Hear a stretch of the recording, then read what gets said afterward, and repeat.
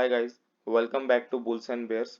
और चलिए स्टार्ट करते हैं हम लोग बैंक निफ्टी और निफ्टी की एनालिसिस जो कि है 1 अप्रैल 2022 की। और ये बैंक निफ्टी का चार्ट है और यहाँ पे मैंने निफ्टी का चार्ट लगाया हुआ है। मैं दोनों साइड बाय साइड देखता हूँ। और मैं आज आपको एक इम्पॉर्टेंट चीज़ बताने वाला हूँ कि इंडाइसेस में, स्पेशली इंडाइसेस में प्रीवियस डे हाई और प्रीवियस डे लो कितना अच्छे से वर्क करता है और कितना अच्छा एक सपोर्ट और रेजिस्टेंस के नाम पे काम करता है वो। तो मैं आज आपको उसका एक एग्जांपल देने वाला हूँ जो कि 1 अप्रैल 2022 को काफी अच्छे से उसने परफॉर्म किया है। तो ये बैंक निफ्टी का चार्ट है और ये 1 अप्रैल का चार्ट है। मैं यहाँ पे दिखाता हूँ। और ये जो मेरा जो आप ये चार्ट देखते हो ना, यहाँ पे ये सीपीआर होता है, पिवोट पॉइंट्स होता है। और ये जो रेड लाइन आप देख रहे हो ये है प्रीवियस डे हाई जो कि एक सप्लाई जोन था, इसके लिए मैंने एक रेड लाइन में मार्क किया हुआ है। और ये ग्रीन लाइन जो देख रहे हो आप, ये प्रीवियस डे लो था जो कि एक डिमांड जोन था। ठीक है, यहाँ से भी डिमांड हुआ और यहाँ से भी डिमांड हुआ, तो इसको हमने एक डिमांड जोन कंसिडर किया हुआ है। तो क्या होता है फिर बैंक निफ्टी में, फर्स्ट कैंडल जो कि है फुल बुलिश कैंडल के साथ फर्स्ट कैंडल ओपनिंग होती है बैंक निफ्टी में। और वो एक ही कैंडल में जो है ना सीपीआर भी ब्रेक कर देती है। लेकिन यहाँ पे आप देख रहे हो इसने प्रीवियस डे जो लो था वहां से कितना अच्छा सपोर्ट लेके एक बुलिश कैंडल दिया हुआ है। ठीक है, तो फाइनली यहाँ पे हमको कहीं पे एंट्री नहीं करनी होती है क्योंकि एक लो प्रोबेबिलिटी एंट्री होता है। इस कैंडल पे एंट्री करना मतलब बहुत ही मतलब रिस्की एंट्री होता है, क्योंकि यहाँ पे मोस्टली जो होता है ना ट्रैपिंग कैंडल होता है, इसको हम ट्रैपिंग कैंडल बोलते हैं। ये बड़ी कैंडल्स पे हमको ना एंट्री लेना है लॉन्ग के लिए, ना हमको एंट्री लेना है शॉर्ट के लिए। तो हमारी एक बेस्ट एंट्री यहाँ पे हो सकती है, क्योंकि ये जो आप देख रहे हो बड़ा सा जो मारीबोजू कैंडल है, ये इतना big candle with huge volume, यहाँ पे इस कैंडल ने प्रीवियस डे हाई को ब्रेक किया है, प्लस प्रीवियस डे हाई जो कि था एक मेजर सप्लाई जोन था। तो यहाँ पे जितने भी लोगों ने शॉर्ट किया हुआ था उनके स्टॉप लॉसेस जो थे यहाँ पे थे।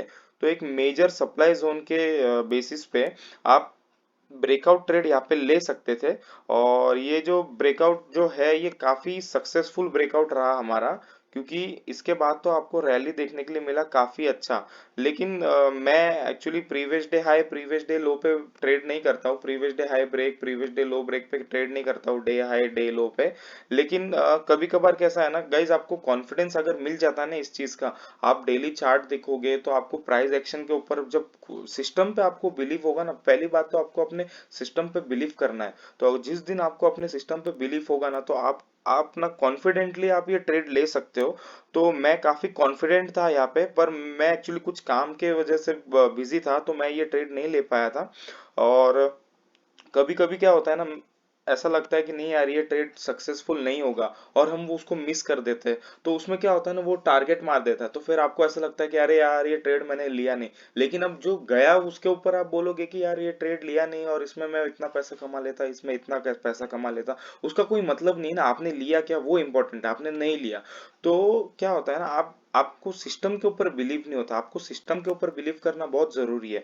तो अगर आप अपने सिस्टम पे बिलीव करते हो और यहाँ पे अगर आप प्रॉपर रिस्क मैनेजमेंट के साथ, रिस्क रिवॉर्ड रेशो के साथ अगर यहाँ पे एंट्री बनाते हैं, तो आप यहाँ पे अपना टारगेट लेके निकलते हैं।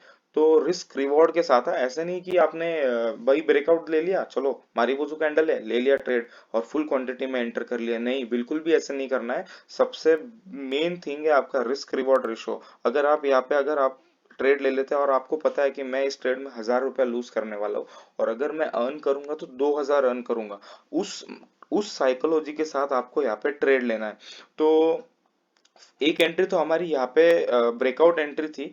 और सेकंड एंट्री जो होती है आपकी, ये देख रहे हो आप, मैंने इंस्टाग्राम के पेज पे भी मैंने ना एक पोस्ट डाली थी मेरे रील्स में कि ये जो देख रहे हो ये एक 20 EMA रिट्रेसमेंट सपोर्ट के नाम पे काम करता है, ये 5 मिनट्स के ऊपर है। अब क्या होता है ना, ये जो 20 EMA जो होता है ना, 5 मिनट्स में अलग दिखाता है, 10 मिनट्स में अलग दिखाता है, 20 मिनट्स में अलग दिखाता है, हर टाइम फ्रेम पे अलग अलग दिखाता है। मैं इसको जनरली 5 मिनट्स पे ही अपने यूज में लेता हूँ, क्योंकि मैं एक डे ट्रेडर हूँ, तो मेरे को 5 मिनट्स जो टाइम फ्रेम है बहुत अच्छे से सेट बैठा हुआ है। आपको एक ही टाइम फ्रेम पे काम करना है। आपको देखो गाइज, आप ना ऐसा अगर मार्केट में ऐसी चीज ढूंढोगे ना कि ये 100% है, तो वो नहीं होने वाला। कोई ट्रेड आपके 10 मिनट टाइम फ्रेम पे भी काम करते हैं, कोई ट्रेड 5 मिनट्स पे भी काम करते हैं, और कोई ट्रेड 10 मिनट टाइम फ्रेम पे भी फेल होते हैं, कोई ट्रेड 5 मिनट टाइम फ्रेम पे भी फेल होते हैं। तो आपको अपनी सिस्टम पे बिलीव करना है। तो सेकंड एंट्री जो होती है आपकी, यहाँ पे बहुत अच्छी एंट्री है। क्यों है मैं आपको बताता हूँ, क्योंकि ये एक 20 में सपोर्ट था और day open with a bullish candle. तो एक ये ट्रेंडिंग डे नैरो सीपीआर, और ट्रेंडिंग डे के आपको आपका जो नैरो सीपीआर, आप अगर आप आपको एक चीज बताता हूँ, नैरो सीपीआर जो होता है ना वो काइंड ऑफ मतलब हमेशा नहीं, 100% नहीं बोल सकते क्योंकि ट्रेडिंग में कोई भी 100% नहीं होता है। तो आप एक अंदाजा लगा सकते हो कि नैरो सीपीआर देख के आपको एक कॉन्फिडेंट मिलेगा कि यार आज का दिन जो है ट्रेंडिंग डे जाएगा। तो उसमें 20 में जो है थोड़ा और अच्छे से वर्क करता है ना। तो फर्स्ट कंफर्मेशन आपको ट्रेंडिंग डे का एक नैरो सीपीआर था, फिर हमको ये ब्रेकआउट देखने के लिए मिला, और फिर थर्ड जो था आपको ये 20 में सपोर्ट यहाँ पे देखने को मिला, प्लस डेली पिवोट सपोर्ट था, प्लस ये कि ये बुलिश एंगल्फिंग कैंडल था। तो ये बहुत ही अच्छा एंट्री था। और उसके बाद आप देखो back to back green candles था और पैराबोलिक मूव आपको देखने के लिए मिला है। तो आपने यहाँ पे एंट्री ले ली, आपका स्टॉप लॉस यहाँ पे आ गया, तो आपका 1:2 यहाँ पे हो गया, बस है। आपने टारगेट अपना लेना है और सिस्टम को बंद कर देना। उसके बाद मार्केट से आए उधर, उसके बाद मार्केट आपका 1:10 क्यों नहीं चला जाए, आपको ट्रेड आपका आपने 1:2 ले लिया ना, बात खत्म। बहुत है, आपको 1:2 फॉलो करना है काफी बार, और स्लोली स्लोली जब आपको कॉन्फिडेंट आएगा तो आप इसको 1:3, 1:4, ट्रेलिंग स्टॉप लॉस, ये सारी चीजें आप आगे चल के कर सकते हो इसमें। तो गाइज ये एक बहुत ही अच्छा हाई प्रोबेबिलिटी ट्रेड था, और ये ट्रेड मैंने लिया था, ये ट्रेड मैंने मिस कर दिया था क्योंकि मैं बिजी था, और ये ट्रेड में मेरे टारगेट्स अचीव हो चुके थे गाइज। तो गाइज अब चलते हैं निफ्टी के चार्ट पे। We are done with bank Nifty analysis. अब चलते हैं निफ्टी के चार्ट पे। ये निफ्टी का चार्ट है, साइड बाय साइड में रखता हूँ। और सेम चीज आप यहाँ पे देख रहे हो, निफ्टी में भी एक जो प्रीवियस डे हाई जो मैंने मार्क किया है रेड कैंडल, तो ये यहाँ पे से क्या होता है, एक डाउनफॉल हमको देखने के लिए मिला, तो एक स्ट्रॉन्ग सप्लाई सप्लाई जोन ये बना हुआ है। तो हमने इसको मार्क कर दिया था, और प्रीवियस डे लो जो था ये यहाँ पे प्रीवियस डे लो था।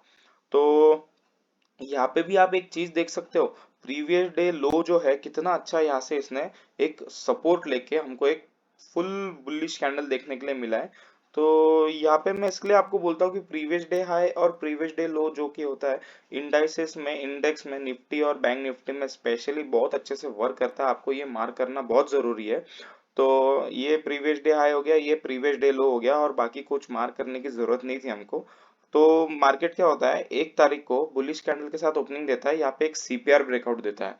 तो ये जो होता है ना, काफी अच्छा ब्रेकआउट है। क्यों, मैं आपको एक चीज बताता हूँ। एक आपको जब मार्केट खुलता है ना, जब आप कॉन्फिडेंट ट्रेडर बन जाते हो ना, और मार्केट खुलने के बाद आपको ना एक अंदर से सिस्टम पे बिलीव होता है कि नहीं यार, आज तो ये प्रोबेबिलिटी हाई प्रोबेबिलिटी ट्रेड है। ऐसा नहीं है कि नहीं अब तो मार्केट मेरे हिसाब से चलेगा, ऐसा नहीं करना है। जब आपको कॉन्फिडेंस हो जाएगा ना, तब आपको खुद को लगना चालू हो जाएगा कि यार ये हाई प्रोबेबिलिटी ट्रेड है और मेरे को इसको लेना चाहिए।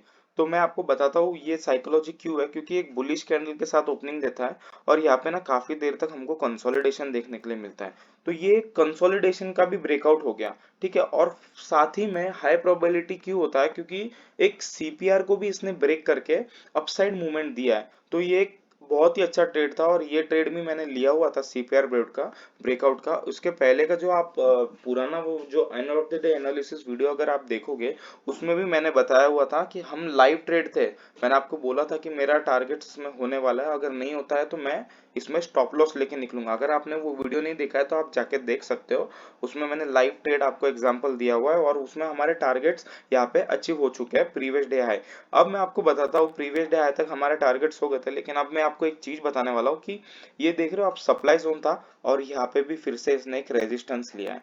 तो 1, 2 और 3 टाइम्स अगर कोई चीज 3 बार अगर रेजिस्टेंस को ऐसे टच करके नीचे आती है, तो रेजिस्टेंस क्या होता है, एक रेजिस्टेंस का जो वर्किंग होता है ना वो थोड़ा सा कम हो जाता है। तो उसमें क्या होता है ना, अब वो थर्ड टाइम जो होता है ना, हाई प्रोबेबिलिटी होता है कि यहाँ से ब्रेक करेगा, ठीक है। तो फिर क्या होता है, यहाँ पे ना 1 time resistance, second time resistance, third time क्या होता है, यहाँ पे ब्रेक कर देता है। सेम टू सेम जो बैंक निफ्टी में आपको मैंने बताया, यहाँ पे ब्रेकआउट दे दिया इसने। ब्रेकआउट देने के बाद अच्छा सा हमको एक बहुत ही अच्छा कंसोलिडेशन यहाँ पे देखने के लिए मिला है। तो यहाँ पे आपकी एक एंट्री बन सकती थी 1:2 के रिवॉर्ड में। आपने देखो यहाँ पे 2% अर्न कर लिया है। और अगर आप अगर एक रिस्की एंट्री बनाते, देखो गाइज, मार्केट से ना 3 बजे आपको पैसे लेकर जाना है, मार्केट को देकर नहीं जाना है, आपको लेकर ही जाना है। तो उसमें क्या करना है, आपको रिस्क रिवॉर्ड मेंटेन बहुत करना, बहुत ही जरूरी होता है रिस्क रिवॉर्ड मेंटेन करना। तो यहाँ पे अगर आप ट्रेड ले लेते तो आपको क्या होता, आपको पता होता कि यार मैंने मॉर्निंग से 2% अर्न किया है ना, चलो ठीक है कोई नहीं, अगर मैं इसको ट्रेड ले लेता हूँ, और ये हाई प्रोबेबिलिटी ट्रेड है, ऐसा नहीं है कि यार 2% मॉर्निंग में अर्न कर लिया और चलो सेकंड ट्रेड बना लिया, नहीं, प्रॉपर सेटअप के साथ ट्रेड बनाना है। उस सेटअप में अगर आपका स्टॉप लॉस भी हिट हो जाएगा ना, तो भी आपको दुख नहीं होगा कि यार मैंने सेटअप के हिसाब से काम किया था, तो मेरे को कोई दुख नहीं होगा इसमें। तो आपने प्रॉपर यहाँ पे सेटअप के हिसाब से वर्क किया, आपने अपना स्टॉप लॉस यहाँ पे अगर लगा दिया होता, और टारगेट्स अगर आप वेट करते हैं नेक्स्ट पिवोट तक, या ऐसी अगर कोई बड़ी सी कैंडल देखते हो, तो आपको वेट करना चाहिए कि यार सेकंड कंफर्मेशन। आपको कॉन्फिडेंस कब आएगा गाइस, अब आपने ये ब्रेकआउट का ले लिया ट्रेड, ठीक है, ब्रेकआउट का ट्रेड ले लिया, काफी देर तक यहाँ पे ना बहुत देर तक कंसोलिडेशन हुआ, और कंसोलिडेशन होने के बाद ना बहुत ही अच्छा मोमेंटम हमको देखने के लिए मिलता है, और स्पेशली 2 बजे के बाद में बहुत अच्छा मार्केट में या तो मूवमेंट आता है, मार्केट में बहुत अच्छा मूवमेंट आता है। आपने ये कंसोलिडेशन देख लिया यहाँ पे, कंसोलिडेशन के बाद, और आपने पिवोट तक का आपका टारगेट था, लेकिन यहाँ पे कंसोलिडेशन देखने के बाद एक बड़ी सी कैंडल आई, पिवोट को भी ब्रेक कर दिया, तो आप ना अपना स्टॉप लॉस यहाँ पे ट्रेल कर सकते हो इस कैंडल के नीचे, या पिवोट के नीचे ट्रेल करके आप ना उसमें अच्छे से राइड कर सकते हो उस मोमेंटम में। तो ये दो एंट्री हमारी यहाँ पे हो गई है। तो 2% आपने इधर कमा लिया, 2% आपने इधर कमा लिया, टोटल 4% हो गया, और वापस ये 2% हो गया, और ये 2%। तो टारगेट्स सारे हिट हो गए हमारे, निफ्टी और बैंक निफ्टी में। अपना कोई स्टॉप लॉस उस दिन लगा नहीं था, एज पर माई एनालिसिस। तो गाइज, बने रहिए इस पेज पे मेरे साथ, और आपको मैं ऐसी एनालिसिस वीडियोस रोज डालने वाला हूँ, और आपको रोज नई चीजें यहाँ पे सीखने को मिल सकती है। तो बने रहिए इस पेज पे guys. Thank you, take care, bye.